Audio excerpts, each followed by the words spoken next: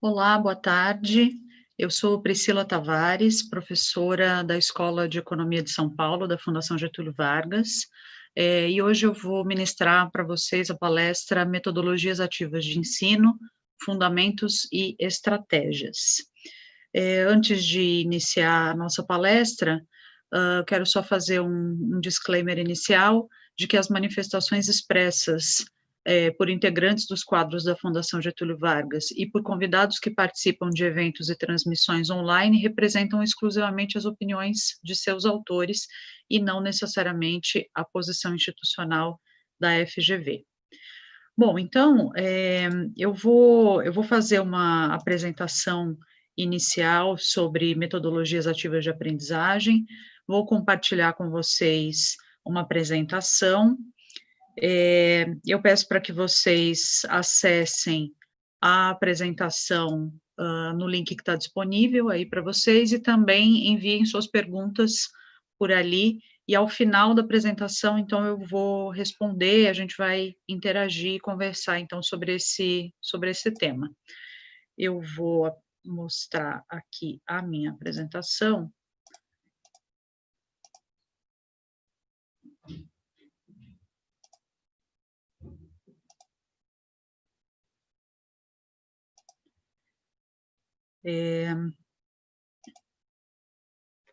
Bom, então a agenda do evento de hoje, que trata sobre metodologias ativas de aprendizagem, primeiro eu vou falar um pouco sobre fundamentos, elementos e estrutura desse tipo de metodologia.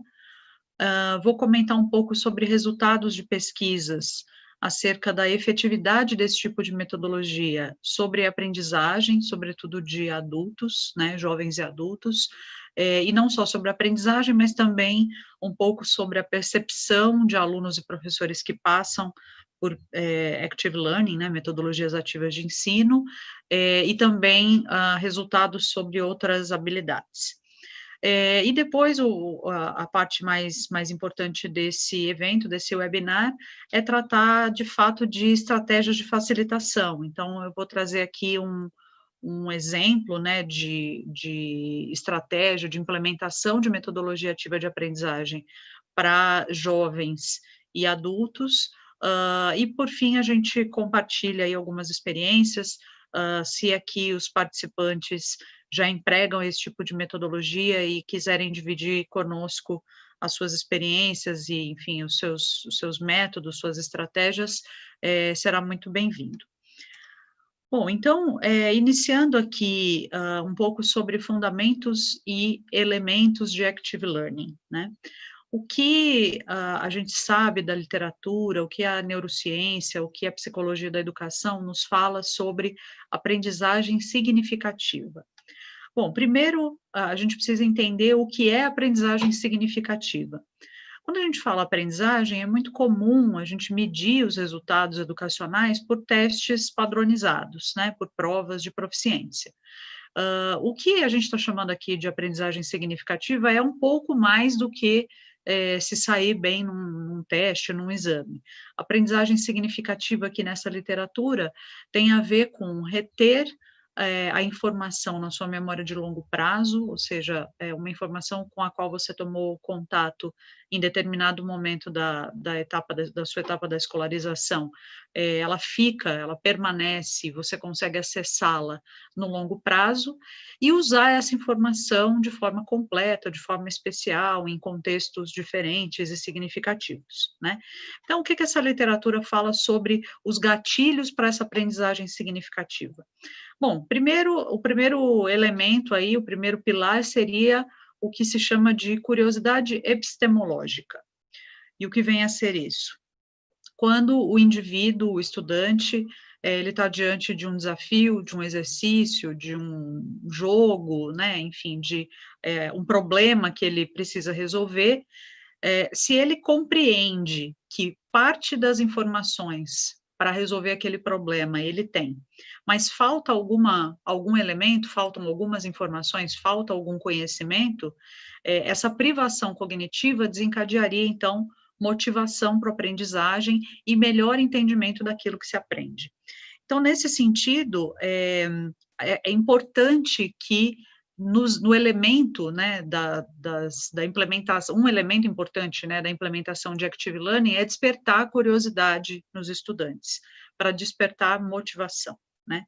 O segundo elemento, o segundo pilar, seria o que nós chamamos de contextualização, ou seja, quando se aprende um modelo, um instrumento, enfim, qualquer conhecimento teórico novo, se esse aprendizado vem acompanhado de uma situação concreta, que coloca o estudante num contexto significativo para ele, seja da vida pessoal, da vida cotidiana, ou falando da educação de adultos, né, no ensino médio ou no ensino superior, de um contexto profissional, isso é âncora para acessar a informação depois, né?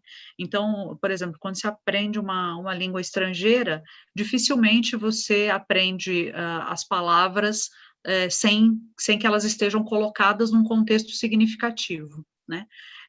Então, esse é o melhor exemplo de que a âncora para acessar a informação é colocar uma informação nova dentro de uma situação concreta, de um exemplo, ou enfim, de um contexto que faça sentido para aquele que aprende.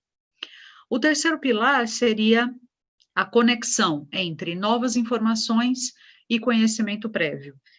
Então, sempre que possível, isso nem sempre é possível, mas sempre que possível, se o professor for capaz de linkar a nova informação que ele está entregando para o estudante, com aquilo que o estudante já sabe, com o conhecimento prévio dele, isso também facilita o uso futuro desse novo conhecimento, né? E, por fim, o quarto pilar é a colaboração, ou o aprendizado aos pares. A gente sabe que quando as pessoas aprendem, quando alunos aprendem entre eles, né, entre os colegas, isso é um elemento importante, porque linguagem e experiências semelhantes tiram a hierarquia, né, ou a sensação de hierarquia do conhecimento, e eles podem, então, colaborar e explicar uns para os outros, e se ajudar, né, é um suporte mútuo. Então, esses 4 elementos, esses 4 pilares vão estar presentes aí, nas metodologias de ensino, aprendizagem ativas. Falando agora, então, sobre processos cognitivos eficazes, quer dizer, quais são os processos pelos quais o cérebro passa e que facilitam a aprendizagem significativa? Há vários processos, né, descritos. Eu escolhi trazer esses 2 processos aqui, porque eles têm bastante a ver com as metodologias baseadas no construtivismo, né. Então, o primeiro processo é o que se chama de tentativa e erro.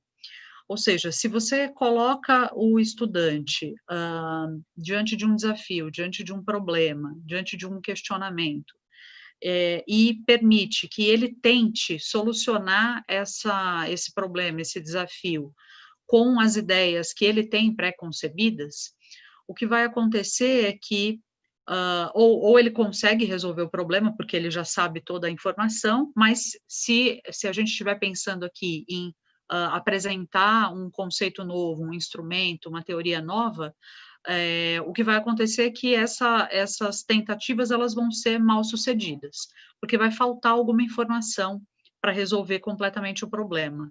E isso é muito importante para estimular a aquisição do novo conhecimento, porque fica muito claro para quem aprende quais são as não respostas para aquele problema, né? Esse processo ele é um processo quase que natural do ponto de vista biológico, né? Mas para isso a gente precisa propor para os alunos, para os estudantes, desafios ou problemas que tenham uma estrutura um pouco caótica, né? Ou seja, caótica no bom sentido. Ela não pode ser simples demais que ele consiga resolver sem motivação e sem sede pela busca de novo conhecimento, e nem difícil demais que nem mesmo as ideias pré-concebidas consigam levá-lo a concluir pelas não soluções, né? Então, esse elemento é bastante importante em metodologias ativas, e ele vai aparecer no momento em que a gente constrói as atividades para trabalhar com os alunos, né? O segundo processo cognitivo é o que se chama de elaboração. E a ideia aqui é fazer com que os alunos mexam, né, trabalhem, brinquem com a nova informação em diferentes contextos, com diferentes significados, em diferentes situações, né. Isso facilita a cristalização do conhecimento e o uso dessa informação em diversas situações.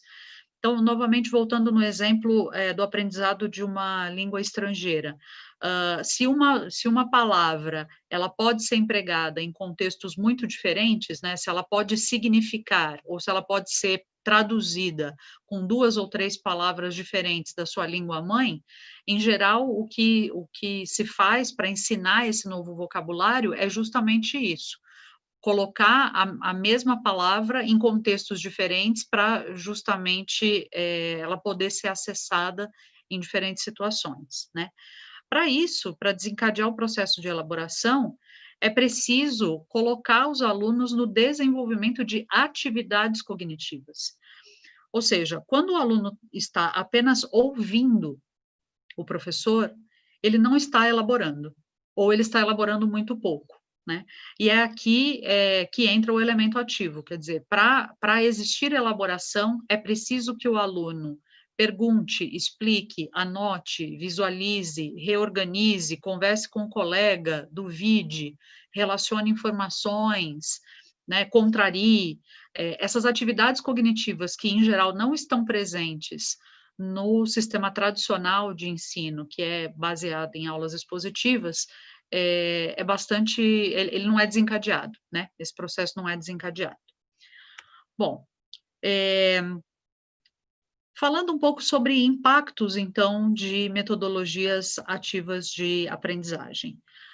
Aqui tem um resumo muito, rápido, né, muito geral daquilo que se conhece como efetividade desse tipo de metodologia, e aqui eu estou falando de diferentes metodologias, nenhuma em particular, e são evidências que vêm de estudos experimentais, que têm uma metodologia de avaliação bastante rigorosa, mas também, baseiam-se em estudos observacionais ou pesquisas qualitativas, né.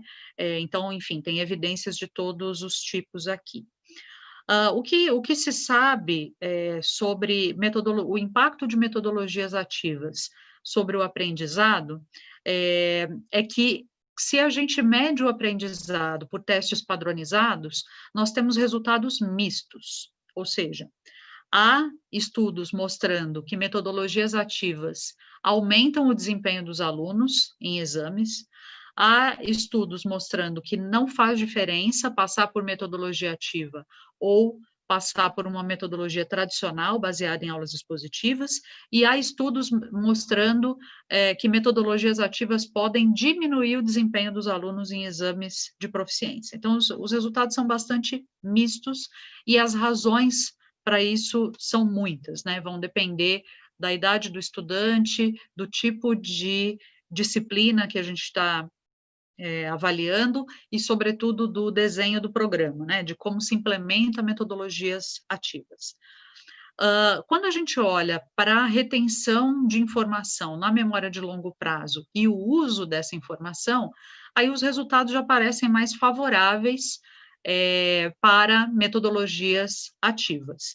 Então, tem um exemplo de um estudo feito na Holanda, que olha para estudantes de medicina, na verdade, egressos, né, do curso de medicina, pessoas que se formaram em cursos de medicina, comparando aquelas escolas que usam metodologias ativas de aprendizagem, que basicamente nesse contexto é o problem-based learning, e escolas que usam metodologias tradicionais.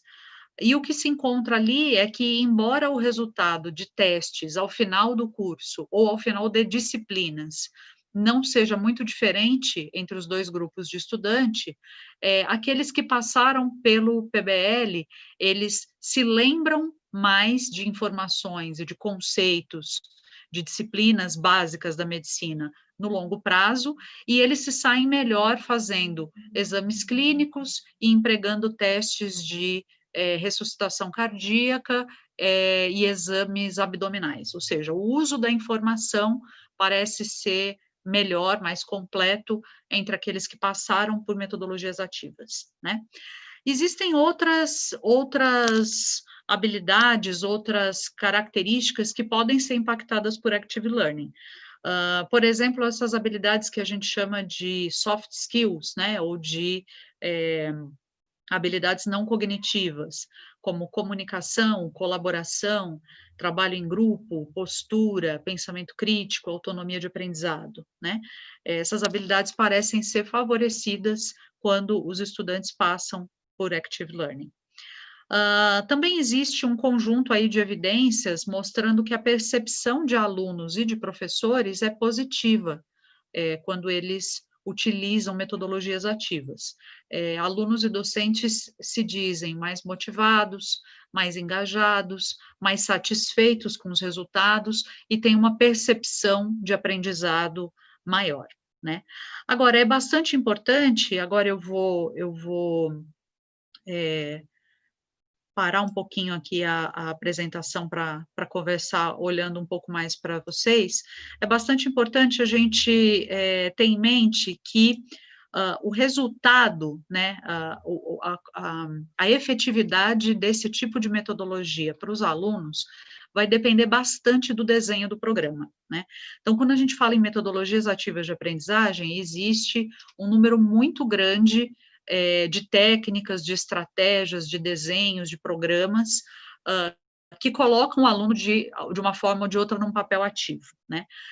Acontece que existem aspectos que são críticos e que vão determinar se, de fato, a gente vai com um custo maior, porque metodologias ativas têm um custo mais elevado, seja do ponto de vista financeiro ou apenas, né, não que isso seja pouco, mas apenas pensando no trabalho que o professor tem para a implementação desse tipo de estratégia, quer dizer, se é que com um custo maior, se a gente vai entregar um resultado mais efetivo para os alunos. Isso é bastante importante, né? Por isso que usar esse tipo de metodologia, para usar esse tipo de metodologia, é muito importante, é fundamental conhecer as suas estruturas e os elementos que estão por trás de cada um desses desenhos. Outro elemento que é bastante importante, e eu vou falar um pouco mais adiante, tem a ver com os incentivos para os alunos, né? Ou seja, quando a gente está preparando aqui uma atividade para engajar os alunos e fazê-los trabalhar em grupo, qual é a motivação que o aluno tem para efetivamente participar, se preparar, estudar previamente, para se engajar, né? É lógico que existe uma motivação intrínseca de querer aprender, mas a gente sabe que as avaliações de rendimento, no final das contas, são a maior motivação que os alunos têm quando eles estão decidindo quanto esforço empregar numa disciplina ou noutra, né? Então, os incentivos para os alunos são fundamentais para determinar o seu preparo para as atividades, a participação e o rendimento. E, por fim, um elemento que é muito importante e crucial é o preparo do professor, né?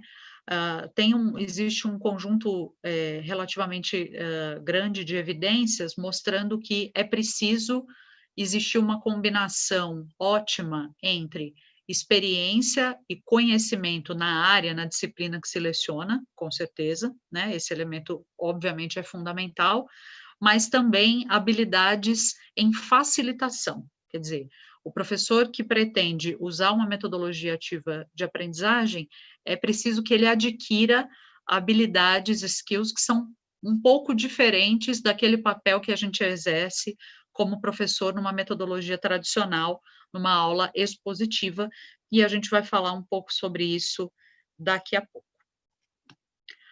Bom, uma pergunta que as pessoas fazem, né, professores, gestores fazem quando querem implementar algum elemento de Active Learning é: qual metodologia utilizar, né? A gente já ouviu falar, enfim, cada vez mais tem havido o emprego de estratégias como sala de aula invertida, PBL, né, aprendizado baseado em problemas, aprendizado baseado em projetos, estudos de caso, design thinking, quer dizer, tem uma série de metodologias que usam um ou outro ou vários elementos daqueles pilares que eu apresentei agora há pouco, e a pergunta que as pessoas se fazem é: qual é a melhor metodologia? Né? Na verdade, a gente sabe muito pouco sobre a efetividade, precisamente sobre a efetividade de uma metodologia específica, porque mesmo uma determinada metodologia, né, a escolha de uma metodologia, em geral, é implementada com desenhos diferentes por diferentes instituições. Então, o risco que a gente tem ao escolher um determinado desenho é usar inadequadamente ou de forma incompleta esses elementos que caracterizam Active Learning, que não é uma coisa nova, né? Pelo contrário. Então, eu quero ressaltar aqui que é bastante importante estabelecer protocolos que vão garantir que todos aqueles elementos, que todos aqueles pilares estejam presentes, somando a isso um incentivo forte para a participação dos alunos, para que a gente consiga garantir o aproveitamento do tempo pedagógico adequadamente, né? Bom, então, para isso, eu vou mostrar para vocês um exemplo de aplicação de Active Learning para adultos. É um tipo de protocolo, digamos assim, que pode ser empregado. Quando eu estou falando adultos, eu me refiro a jovens também, né? Que pode ser empregado no ensino médio ou no ensino superior e mesmo num curso de pós-graduação, né? Vou novamente compartilhar a minha tela aqui.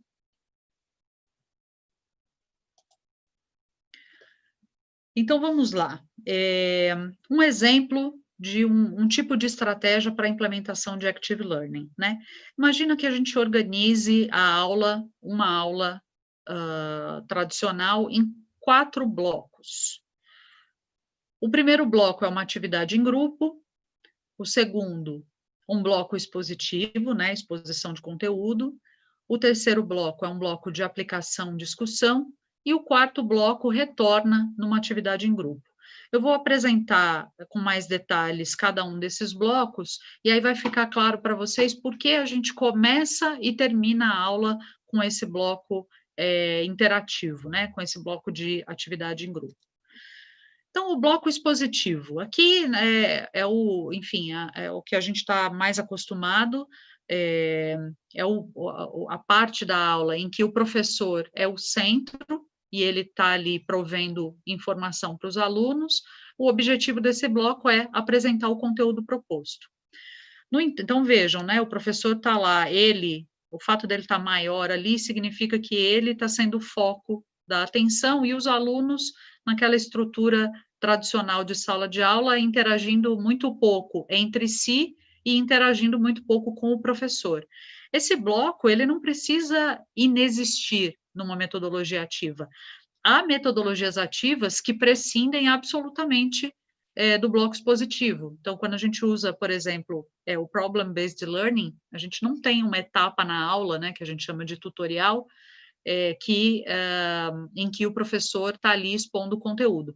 Mas se a gente estiver pensando numa turma grande em que a gente não consegue dividir o tempo todo da aula em pequenos grupos, uma ideia ter, sim, um pedaço da aula ali em que se apresenta o conteúdo proposto. Mas notem que esse bloco de exposição, ele vai vir depois de uma atividade em grupo, que eu vou detalhar daqui a pouquinho, né? Aqui, o que é importante pensar? Que nesse bloco, se ele for muito longo, é preciso quebrar um pouco o ritmo, né? Então, intercalar essa exposição com algum recurso audiovisual, com alguma colaboração entre os estudantes, usar recursos diferentes, né?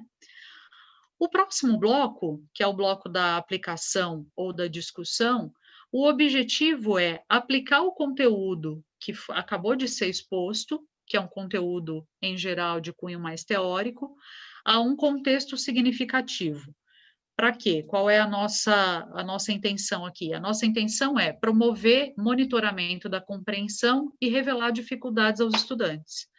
Então, quando você termina a exposição de um conteúdo teórico e imediatamente aplica aqueles conceitos, aqueles instrumentos, fica claro para os alunos, se eles, ou fica mais claro para os alunos e também para o professor, se os estudantes compreenderam ou não e quais são as dificuldades de compreensão, né?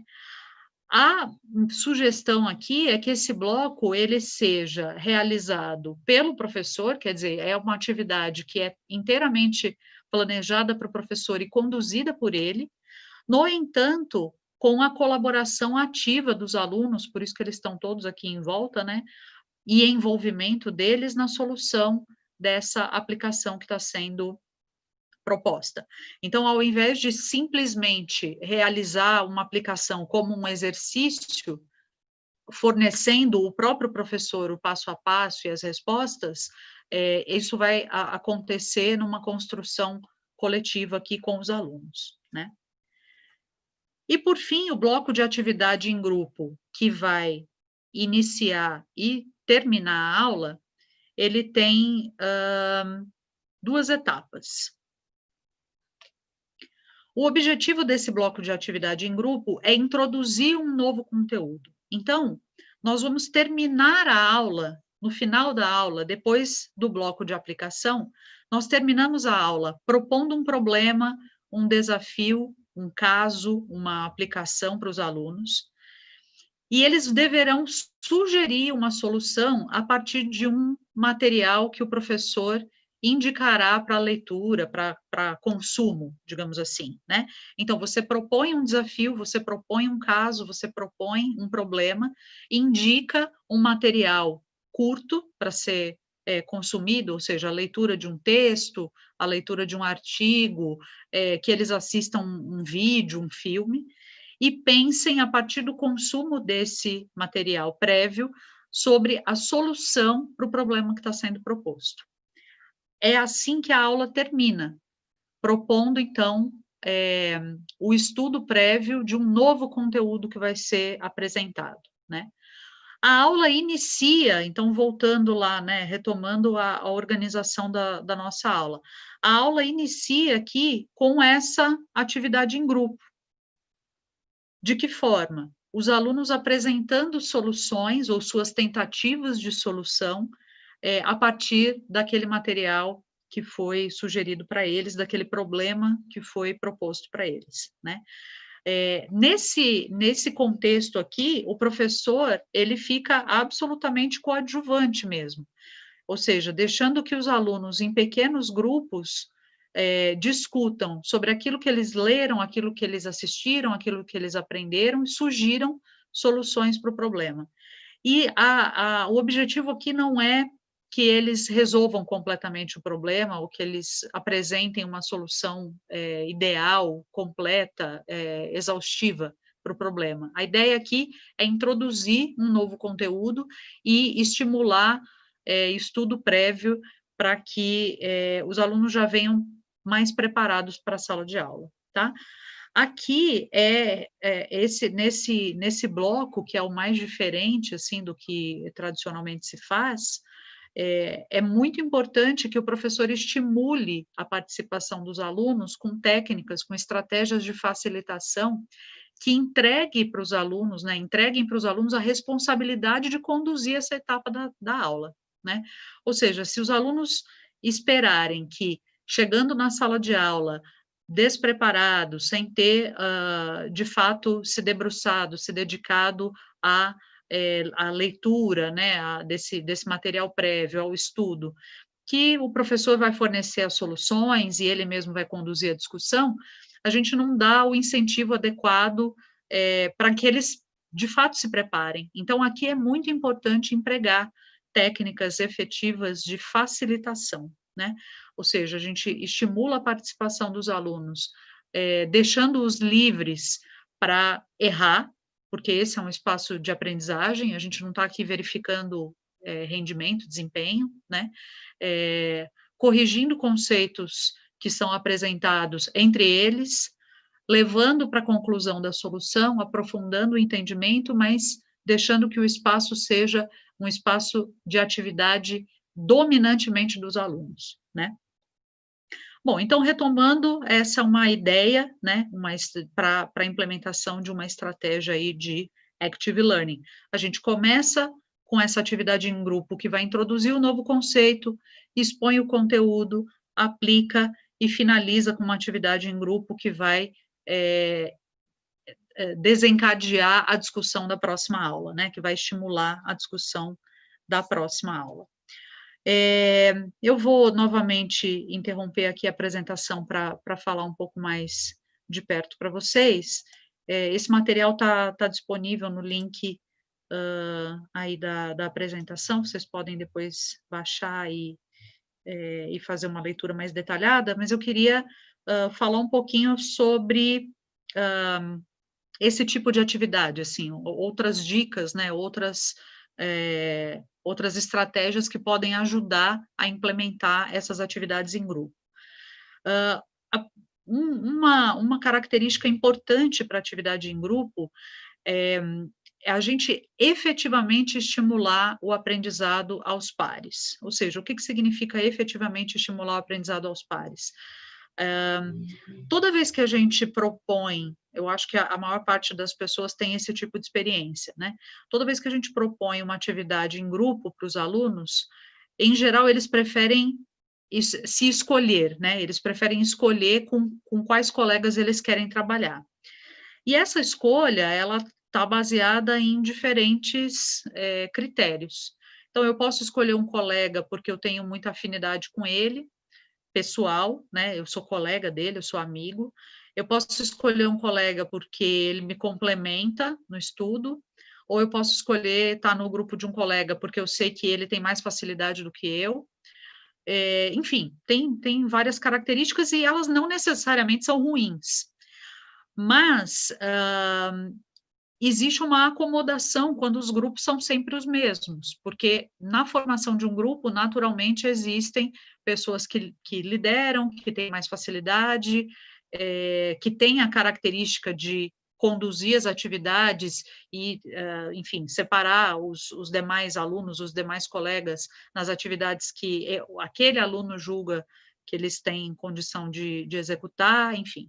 E aí, dessa forma, os alunos acabam não experimentando diferentes papéis, né, e não interagindo com diferentes pessoas. E esse é um aprendizado importante, né, trabalhar em grupo com pessoas com as quais você não escolhe trabalhar, é uma atividade que você vai desenvolver profissionalmente, sempre, né, em geral a gente não escolhe as pessoas com as quais a gente quer trabalhar. Então, a seleção aleatória de grupos e a mudança dessas composições em cada atividade é muito bacana, é uma estratégia que pode ser empregada, né? Outra coisa é o tamanho dos grupos. Quando a gente tem um grupo muito grande, é muito difícil avaliar a participação de cada um dos alunos e é muito difícil que eles próprios se engajem, né? Porque pensando nesse tipo de estratégia que eu estou sugerindo aqui, em que toda a aula existe um problema sendo proposto, as atividades são curtas, são relativamente simples. Então, um grupo lá com 8, 9, 10 alunos fica um grupo inefetivo, né? Porque alguns vão ter espaço para participar e outros não terão. Ou nós, como professores, não conseguiremos avaliar, observar a colaboração de todos ali, né? Então, a primeira sugestão é que os grupos sejam pequenos, de 4 ou 5 alunos, e que haja uma seleção aleatória, né, dos estudantes que vão compor cada grupo, e que esses grupos mudem, se não toda a aula, mas com alguma periodicidade, né, para que todos participem, todos interajam com a sala inteira, né, com todos os colegas. Um outro elemento importante para essas atividades é uma avaliação verdadeira, né? Então, quando a gente propõe uma atividade assim participativa e fica claro para os alunos que se eles cumprirem o mínimo necessário, que é muito mínimo mesmo, que exige muito pouco de engajamento, de estudo prévio, de participação, a gente, na verdade, está estimulando muito pouco que eles, de fato, se engajem, estudem, participem, né? Porque, se eu fizer aquele mínimo necessário, eu tenho lá um ponto de participação, né? Então, esse tipo de atividade tem que ter uma avaliação verdadeira, forte. E essa etapa aqui talvez seja a mais desafiadora, porque, ao mesmo tempo, nós não queremos necessariamente avaliar a aprendizagem. A gente não quer necessariamente avaliar se aquilo que o aluno leu foi completamente entendido, né? A gente quer avaliar engajamento, porque quando a gente avalia rendimento, aqueles alunos que têm mais dificuldade, ou enfim, que são mais tímidos, por diferentes características, eles podem não querer participar, embora tenham se preparado, estudado, se engajado, né? Então, para que esse seja um espaço, um ambiente fértil de aprendizagem, a base dessa avaliação tem que ser engajamento e não necessariamente desempenho. Um outro desafio nessa avaliação, para o qual eu também não tenho todas as respostas, é se esse tipo de avaliação deve ser individual ou em grupo. E a gente tem prós e contras aqui, né, em avaliar em grupo, avaliar individualmente. Há características positivas e negativas em cada uma das opções, mas é importante avaliar e, sobretudo, fornecer feedback, porque se tem algo que esse tipo de atividade promove, é a clareza de que o processo de aprendizagem importa e os alunos aprendem a aprender com esse processo, né? Sempre que eles recebem feedback, fica um pouco mais claro para eles em que etapa do processo de estudo, das atividades que eles desenvolveram, das estratégias que eles escolheram para estudar, eles estão sendo bem-sucedidos ou não estão sendo bem-sucedidos, né? Com relação ao desafio, o problema, o caso que é proposto, o objetivo desse desafio, desse problema, é estimular aquele processo de tentativa e erro no quando o problema é proposto e estimular a elaboração quando o problema é discutido na próxima aula, né? Então, é preciso que apareçam aqueles elementos sobre os quais nós falamos no começo desse evento. Aqui, a colaboração já está presente, né? Porque a atividade já é em grupo. Então, o elemento colaboração já está presente. A gente precisa ter o elemento de conexão, ou seja, precisa ficar claro para o aluno que ele está avançando do ponto A para um ponto B que ainda é desconhecido, mas ele está se aprofundando num conhecimento que ele já tem, né? E ele está, a partir de um conhecimento prévio, passando para uma etapa mais profunda do conhecimento naquela disciplina, ou seja, eu estou relacionando o conhecimento anterior com o novo conhecimento, e precisa ter uma dose de contexto e de privação cognitiva. Ou seja, esse problema, ele precisa ser um problema prático. Esse caso tem que ser um caso num contexto significativo. Não é um exercício típico de um livro-texto, não é um exercício que o aluno encontraria num manual, né, ou numa apostila daquela disciplina. É um exercício em que o que tá por trás é o conteúdo, enfim, proposto, né, o conteúdo teórico proposto, mas a roupagem é um contexto significativo para ele, seja numa situação do cotidiano, enfim, da vida pessoal, ou num contexto profissional, quando a gente fala de educação de jovens e adultos, né? Então, esse elemento da concretude é bastante importante. E para despertar a privação cognitiva, para que isso seja motivador, esse problema ele tem que ter uma dose ótima de dificuldade, né?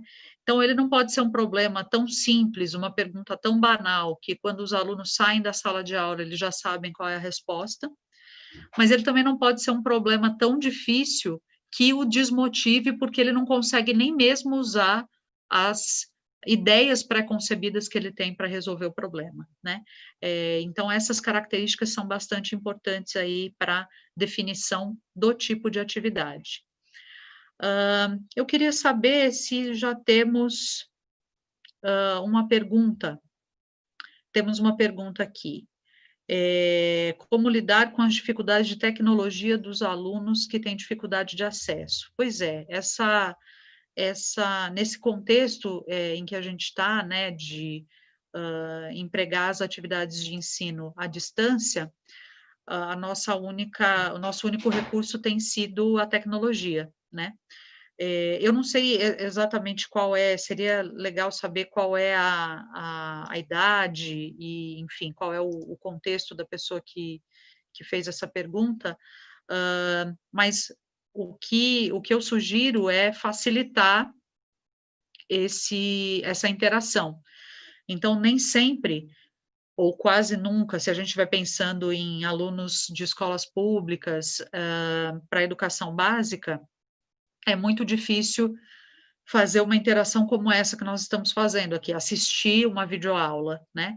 Então, um recurso que pode ser utilizado é o recurso do aplicativo, né? Em que uma atividade escrita é proposta, enviada na forma de uma foto e ela é devolvida da mesma maneira.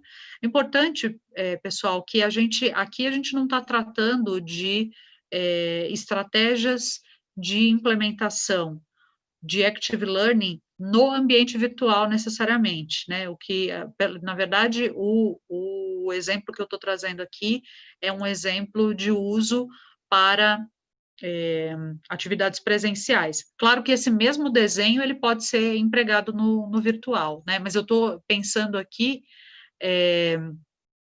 em aulas em que existe a interação do professor com o aluno, tá? Bom, então, existe um link indicado na descrição do evento, vocês podem continuar mandando as perguntas de vocês por esse link, e ao final eu as responderei. Então, eu vou retornar aqui agora com a minha apresentação, para falar um pouco, então, sobre mudança de paradigma e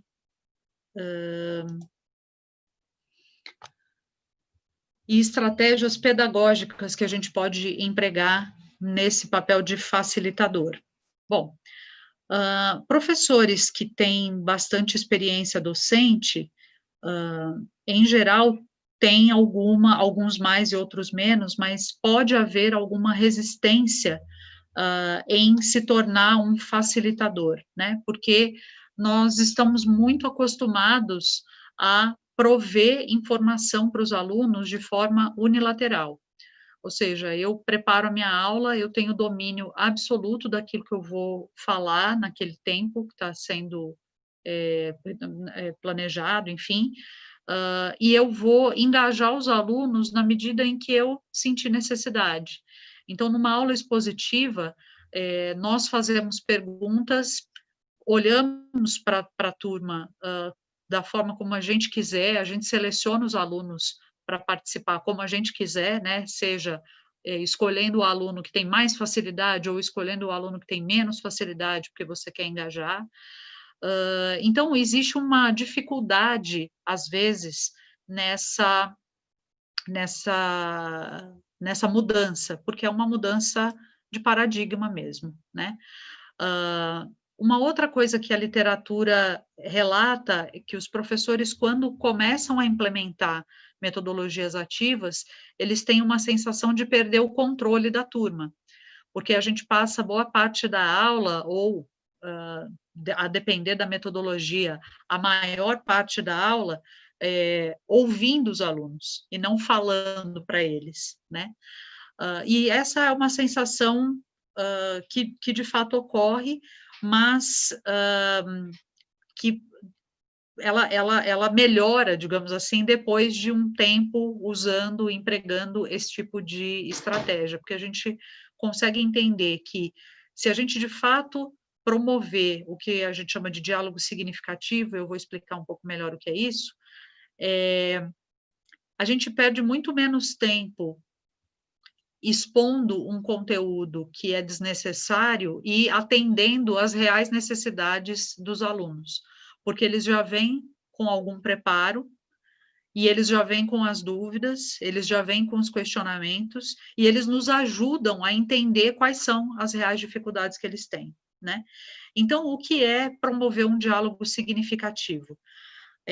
A ideia, né, da literatura e da psicologia da educação é que quando nós utilizamos perguntas ou ideias que os próprios alunos levantam, ou seja, quando a gente aproveita aquele momento em que fica claro que alguém não entendeu alguma coisa, ou quando a gente aproveita a própria pergunta feita pelo aluno, ou quando nós elaboramos perguntas a partir de uma percepção nossa sobre a falta de entendimento dos estudantes, isso promove de fato um diálogo, e não aquela situação em que nós ficamos perguntando para eles o que eles acham sobre aquilo e eles não nos respondem nada porque eles absolutamente não acham nada, né? Para isso, quer dizer, existem várias estratégias que podem ser empregadas para promover esse tipo de diálogo, e a principal delas é evitar se colocar antes de ouvir os alunos, né? Então, quando a gente está num momento em que essa é a proposta, quer dizer, você tem alunos aqui em pequenos grupos, e depois eles juntos aqui, apresentando aquilo que eles discutiram, se a gente fornece para eles qualquer colocação com comunicação verbal e não verbal, eles não se sentem à vontade para participar e eles têm o professor sempre como ponto focal. Mas aí a pergunta que as pessoas fazem é: ok, e como é que eu faço isso? Como é que eu facilito a aprendizagem? Como eu engajo os alunos? Como eu faço com que eles iniciem uma discussão ou que eles saiam de uma discussão que está ali estagnada, sem prover informação ou sem aprovar, reprovar não verbalmente aquilo que está sendo dito, né?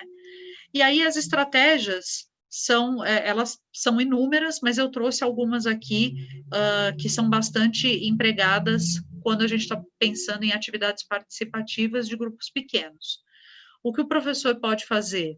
Ele pode solicitar ideias para iniciar ou continuar uma discussão. Então, você faz aquela pergunta que nenhum aluno nunca responde. Então, pessoal, o que vocês pensaram como solução para esse problema? E ninguém responde.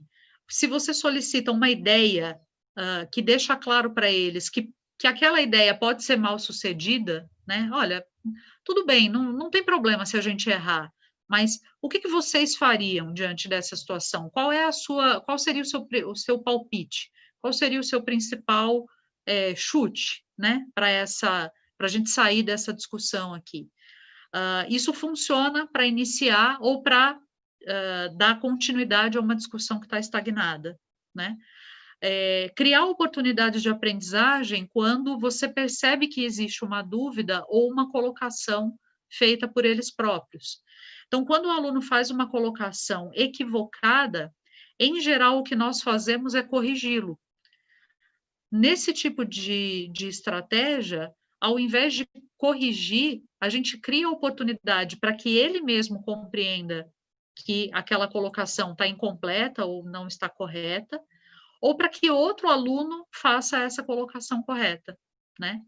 É muito comum nesse tipo de interação a gente perceber na comunicação não verbal dos próprios estudantes quem é que tem uma dúvida ou quem está discordando daquilo que um outro colega está dizendo. Esses são bons momentos, são boas oportunidades para a gente estimular o aprendizado. Se você percebe que tem alguém discordando, estimule esse contraponto, né?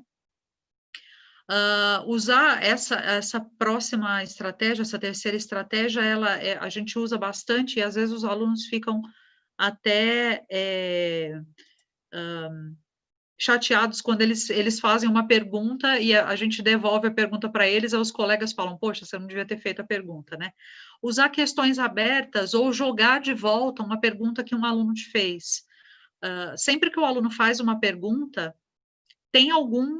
aquilo tem algum significado, quer dizer, tem alguma coisa, está passando alguma coisa pela cabeça dele, para que ele faça aquela pergunta para você. Por que não entender qual seria a resposta dele para a pergunta que você fez, né? Então, um exemplo simples, né? Ao invés de você dizer, por exemplo, se o aluno te pergunta assim, professor, a raiz quadrada de 4 é 3? A nosso instinto como professor é falar, não, claro que não, a raiz quadrada de 4 é 2. Mas se ao invés disso a gente perguntar, o que você acha? Aí ele vai dizer, sim, ok, então quanto é 3 vezes 3? Aí ele vai multiplicar e ele vai descobrir que 3 vezes 3 não dá 4. Então, a raiz quadrada de 4 não pode ser 3, né? Essa estratégia de jogar de volta com alguma outra provocação é muito importante, né? Conectar com a prática, eu falei bastante sobre isso. Sugerir novas hipóteses, mudanças no ambiente, isso é super importante, quer dizer, em geral, a gente aplica um determinado conceito numa situação e os alunos não sabem usar aquele conceito se a situação mudar.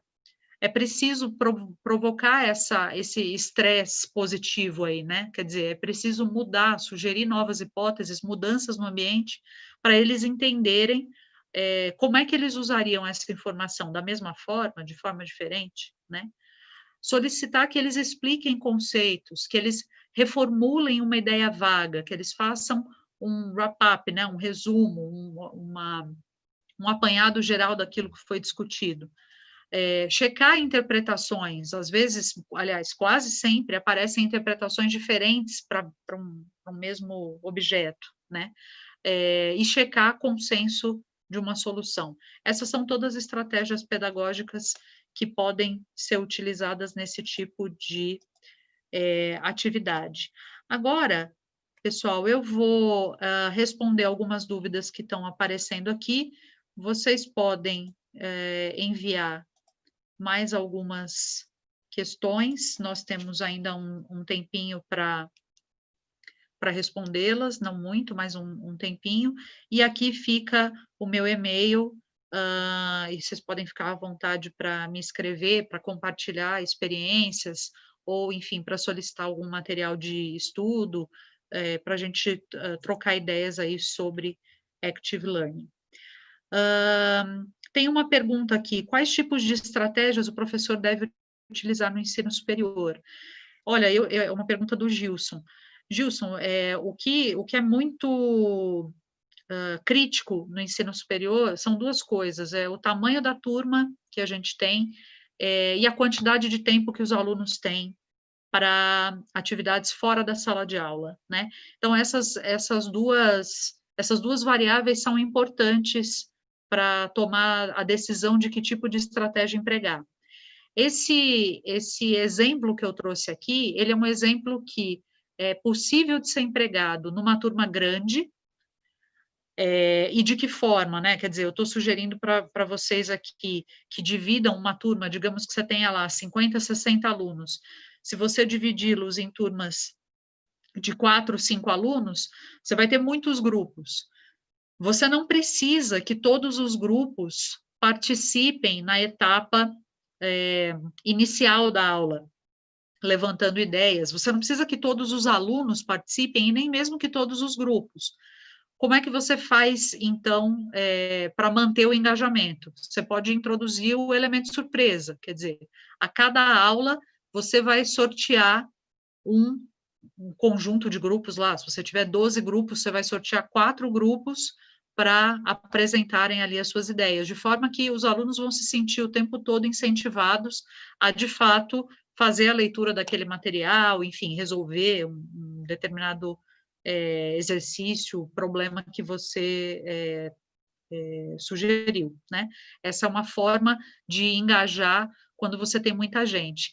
E especialmente quando você tem pouco tempo, as atividades têm que ser de fato curtas. Então, na proposição desse problema, a sugestão é que para eles levantarem ideias sobre como solucionar esse problema, esse desafio que você está sugerindo, que não seja necessário, por exemplo, ler o capítulo inteiro, né? Que seja suficiente ler 2, 3 conceitos, né? Ou assistir um vídeo curto. Agora, se você tem mais tempo, se a gente está falando de alunos que têm mais tempo, aí essas atividades podem ficar, sim, um pouco mais complexas, porque aí a gente pode aproveitar um tempo maior que o estudante tem fora de sala de aula para o desenvolvimento de problemas mais complexos, né, mais difíceis, tá? Uma outra pergunta, para a educação de nível superior, como o preparo do professor pode ser otimizado a estimular alunos com diferentes níveis de acesso e de domínio tecnológico? Pois é, aqui a gente não está tratando nesse evento aqui necessariamente de metodologias empregadas, metodologias ativas com o uso de tecnologia, né? Mas se for esse o caso, e é até a experiência de todos nós mais recente, o que eu posso dizer para vocês é que eles aprendem muito entre eles. Então, eu diria, assim, a diferença de acesso é algo mais difícil de endereçar, quer dizer, aí é importante que o que está sendo proposto, que seja suficiente aquele acesso mínimo ao qual todos têm para participação, mas com relação ao domínio, a minha experiência recente é de que eles aprendem bastante uns com os outros. Isso pode ser até elemento do próprio processo, tá? Eu diria, inclusive, que está sendo mais desafiador enfim, pelo contexto que a gente está vivendo, né? Tanto na educação básica como no ensino superior, tem sido mais desafiador para os professores do que para os próprios alunos. Né? O desafio tecnológico, não pedagógico, né? Claro, mas o desafio tecnológico tem sido maior para os docentes. Tem uma pergunta aqui, você recomenda algum material sobre como implementar metodologias ativas no ensino superior? Sim, eu pediria que me enviasse um e-mail para eu entender qual é a necessidade, e aí eu indico, sim, um material para leitura. Eu acho que o meu e-mail está aqui ainda, né, aparecendo. Tem uma outra pergunta. Como não pesar a mão nas atividades e garantir que elas estejam de acordo com o nível dos estudantes? Pois é, essa é uma pergunta bastante importante, porque a avaliação, ela eu diria, na minha própria experiência, assim, agora falando como pessoa que utiliza esse tipo de metodologia, a minha maior dificuldade é, de fato, avaliar, né? Quando você comunica aos alunos que a avaliação está baseada em engajamento e não em desempenho, a gente corre um risco muito grande, porque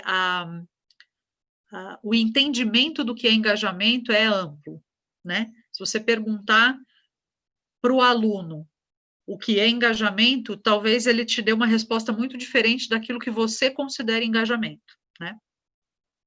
Então, a minha sugestão é definir claramente, quer dizer, na própria proposição das atividades, naquela aula em que a gente inicia e a gente faz os combinados, deixar claro para os alunos qual é o parâmetro, quais são os critérios para essa avaliação. E, de preferência, ter um protocolo, quer dizer, ter bastante clareza para você do que é que você gostaria de observar deles como grupo e como aluno individualmente na hora de avaliar. Porque se a gente avalia, é claro que existe uma correlação muito grande, em geral, os alunos que se engajam, que de fato estudam e se preparam para as atividades, eles, em geral, têm um bom desempenho nas atividades. Mas se você punir excessivamente por respostas equivocadas, você está agindo na contramão da participação, porque o que a gente quer é que eles se sintam à vontade para participar.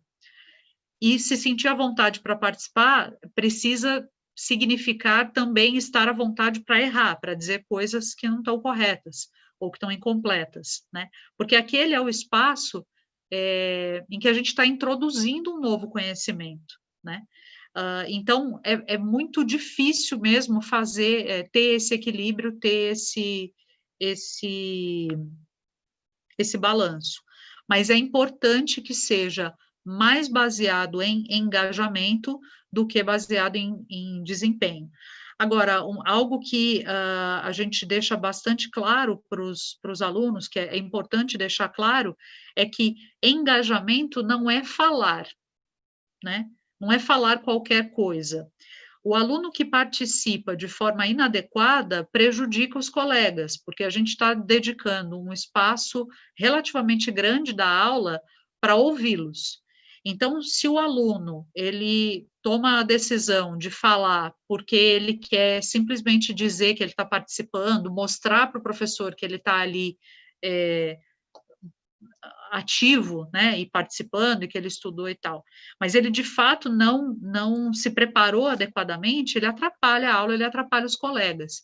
E nós, como professores, nós temos condições de avaliar qual é a participação efetiva e qual é aquela participação que é apenas para cumprir né, a necessidade de estar ali, enfim, engajado e ativo.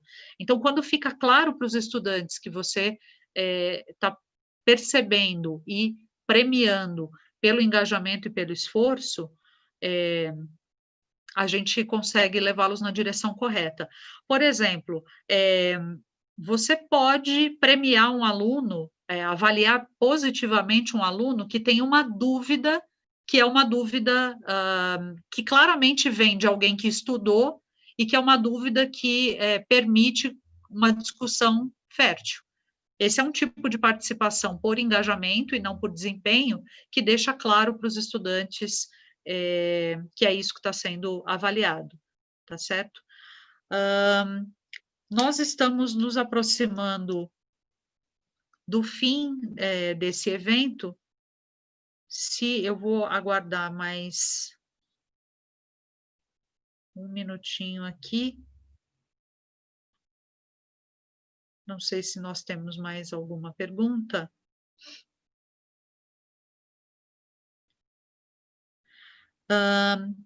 Gostaria muito de assistir aulas ou simulações que utilizem os diversos métodos. Existe alguma possibilidade de fazer um evento com simulações?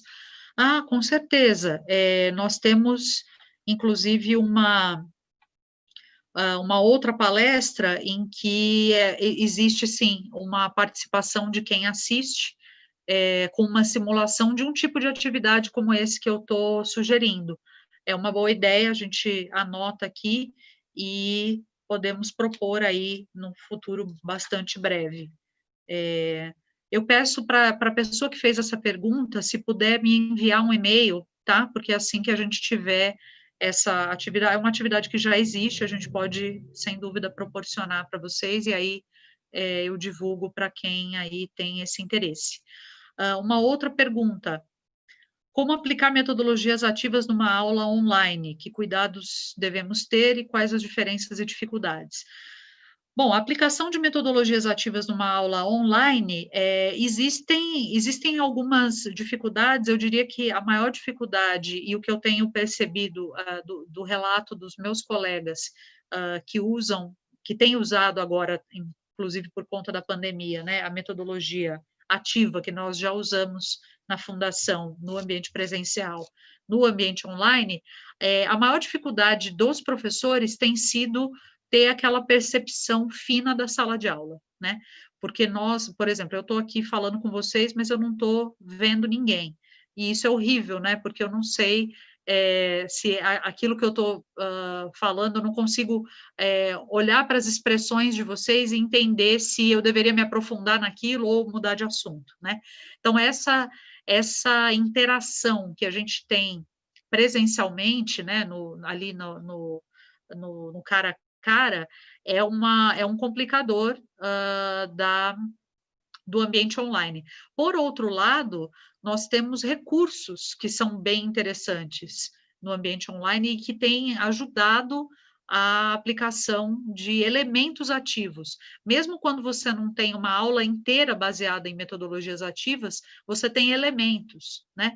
Então, por exemplo, aqui na plataforma do Zoom, que a gente está usando para fazer essa atividade com vocês, eu tenho aqui a possibilidade de ter pequenos questionários em que eu libero no momento em que eu achar adequado, oportuno, e isso faz com que os alunos estejam o tempo todo ligados. Os estudantes relatam uma dificuldade no ambiente online de manter a concentração na aula. Então, se uma aula presencial, ela uma aula expositiva presencial, depois de 40 minutos, as pessoas já não estão prestando mais atenção, 30, 40 minutos, no ambiente online isso é ainda mais sensível. Então, a gente consegue usar elementos ativos aqui para manter os alunos participando mesmo num bloco expositivo, né? Aqui a gente tem também recursos, não só nessa plataforma, mas em outras plataformas, você tem o recurso de dividir a sala de aula em pequenos blocos. E essa divisão, ela já ocorre de forma aleatória. Então, você não precisa, você nem perde tempo com essa divisão, né? E nem precisa que os alunos, não precisa pedir que os alunos não escolham sempre os mesmos grupos. As próprias plataformas já permitem isso, né? Então, a experiência que a gente tem tido com metodologias ativas na aula online é bastante positiva. Agora, é muito importante quebrar o ritmo o tempo todo, né? Então, sair um pouco, que é algo, inclusive, que eu vou fazer agora, né? Sair um pouco da apresentação, interagir com as pessoas, quebrar os blocos, propor uma atividade. Com relação aos cuidados, eu diria que, assim, eu acho que tem um elemento que nós não estamos muito acostumados na educação brasileira a fazer, que é o elemento do feedback, né? Então, eu disse para vocês que é muito importante nesse contexto participativo avaliar os alunos, fornecer feedback para eles entenderem onde eles erram e onde eles acertam no processo. Então, o feedback eu acho que é um elemento um pouco difícil para os professores, né? É algo que os professores relatam como sendo de difícil implementação. E o ambiente virtual, ele pode ajudar, ele pode ser aliado nisso, porque nós temos condições de interagir com os alunos privadamente, né? Aqui nessa ferramenta que nós estamos usando, eu conseguiria conversar com um aluno ou com dois alunos sem que o restante da turma participasse. Então, é mais um exemplo aí de que a ferramenta online pode ajudar, ao invés de dificultar a implementação de uma metodologia ativa.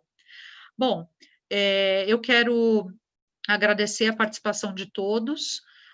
Nós já extrapolamos aqui o nosso tempo em alguns minutos. Nós vamos fazer mais uma atividade com simulações, com essa possibilidade aqui de interação, e aí a gente divulga para vocês. Eu fico à disposição, quem quiser me mandar um e-mail para trocar ideias, conversar um pouco sobre metodologias ativas, eu estou à disposição. Muito obrigada e uma boa tarde a todos.